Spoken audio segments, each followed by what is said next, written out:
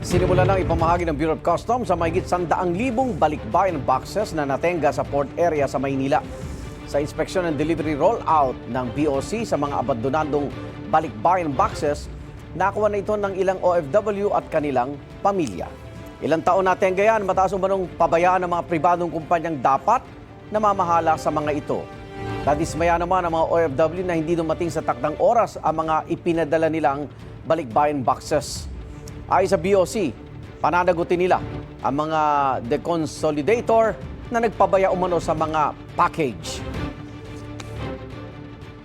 I-demanda natin at hindi na makapagnegosyo, magkakaroon kami ng mas mahigpit na parameters na kapag may problema, meron kaming hahabulin na bond.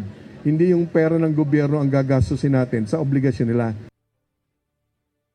Igan, mauna ka sa mga balita, mag-subscribe na sa GMA Integrated News sa YouTube para sa iba't ibang ulat sa ating bansa.